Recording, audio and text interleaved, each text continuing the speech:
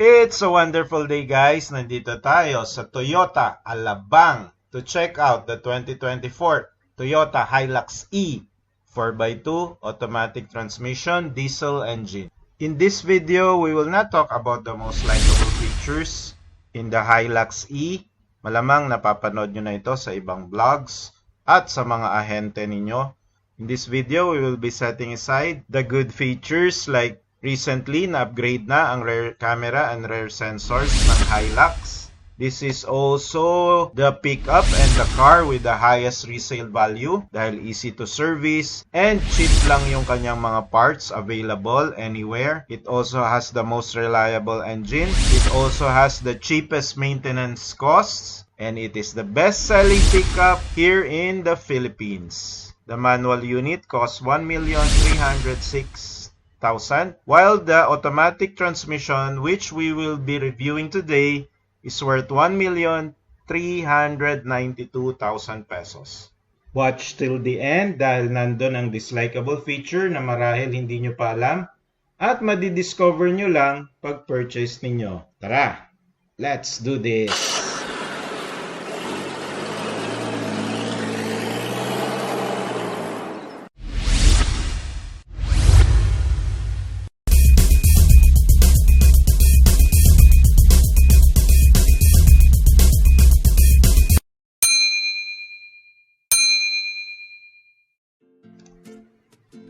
So I found 8 most dislikable features sa Toyota Hilux E 4x2 diesel automatic transmission.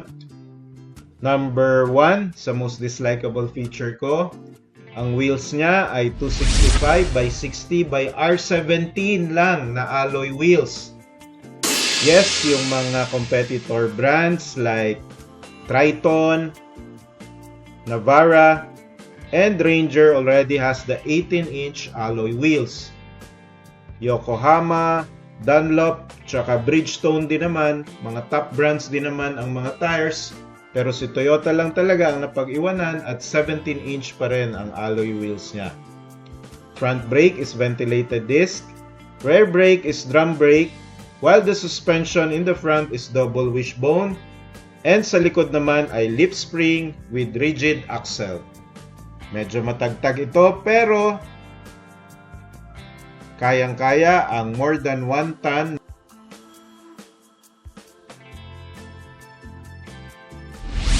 Number 2 on my most dislikable feature, no push to start button, guys.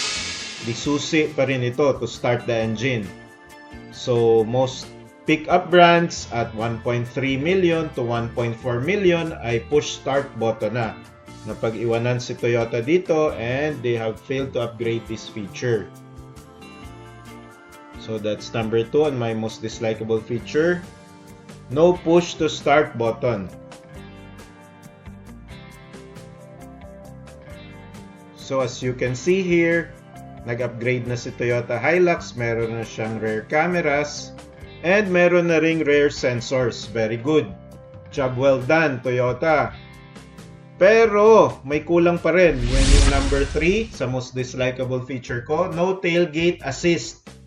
So medyo mabigat ito, guys, pag binaba ninyo ang cover ng kanyang pick-up bed dahil walang tailgate assist.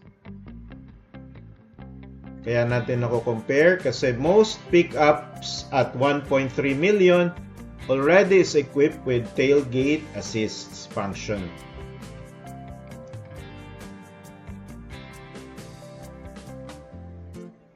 Moving on to number 4 of my most dislikable feature.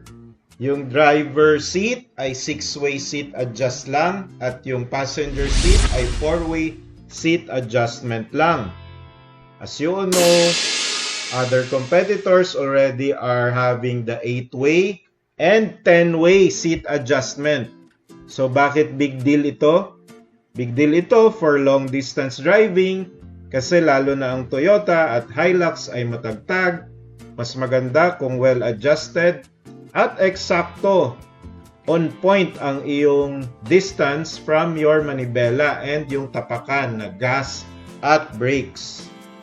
So big factor talaga itong 6-way seat adjustment. Tapos manual adjust pa ito. Ang seat material naman ay fabric. Ang rear passenger seat ay may 60-40 separate seat type adjustment. Ang instrument cluster naman at multi-info display ay 4.2 inches lang. Yung rear view mirror ay okay for day and night. Yung audio system naman niya guys ay 8-inch display audio. And okay ito for AM, FM, Bluetooth, USB, Apple CarPlay, and Android Auto.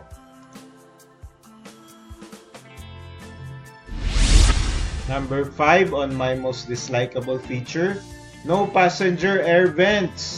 Nako, kinalimutan na naman ni Toyota yung mga pasahero. Niisip niya si driver lang at si front passenger ang kailangan malamigan. It's not that the Toyota aircon is not cooling enough, pero yung mga modern pickups ngayon, they take care of the second row seat passengers. So, ayun, napabayaan na naman ni Toyota.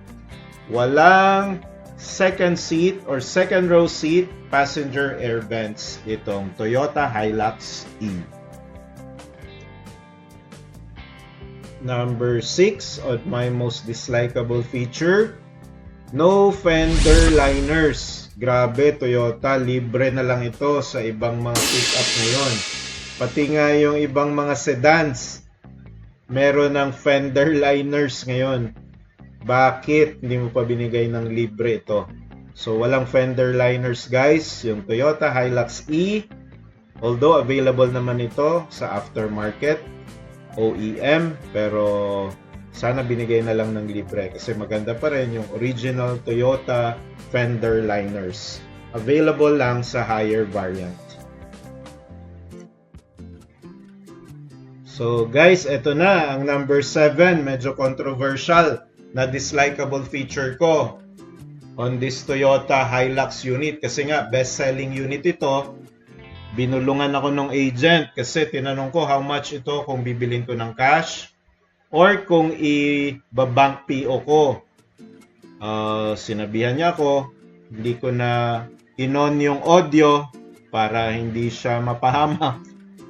In-house insurance is required guys. So alam niyo naman, mas mahal ang in-house insurance ng Toyota compared sa ibang insurance companies na legit din naman and compared sa ibang top brands like Nissan, Mitsubishi, and Ford. So, yun lang. Ire-require ka talaga nila na mag-avail ng in-house insurance. So, bakit big deal ang in-house insurance and insurance sa labas, guys? Ganito lang to give you an idea. Normally, new pickups or new car insurance will cost you around 16,000 to 20,000 pesos. Also from other dealers, around that range or that price pag brand new. Pero sa Toyota, which they are requiring, is around 24,000 to 38,000 per year. So that's why it is a dislikable feature. And number 8 sa most dislikable feature ko, walang discount guys or freebies. I have tried and asked for quotations from other brands. Alam niyo na siguro yung ibang mga brand like Nissan, Mitsubishi, Ford. They give discounts dun sa retail price ng pickup. Also freebies like meron pa ngang iba umbrellas, may iba may pa-cake pa, tint, and also nung last time bumili ako ng pickup, hindi ko na lang sabihin ng brand, may libre pang rear sensors. So si Toyota talaga guys, baka ma-disappoint kayo, hindi talaga nagbibigay ito ng discount, freebies, hindi uso sa kanila yung free first month installment or 3 months installments. Talagang kung ano yung nakikita nyong price, yan ang price ng Toyota. Kaya rin siguro laging mataas ang resale value ng Toyota. That's it, and those are the 8 most dislikable features nung pumunta ako sa showroom at bala kong bumili sa Toyota. Kaya eto, most dislikable features. Thanks for watching. God bless.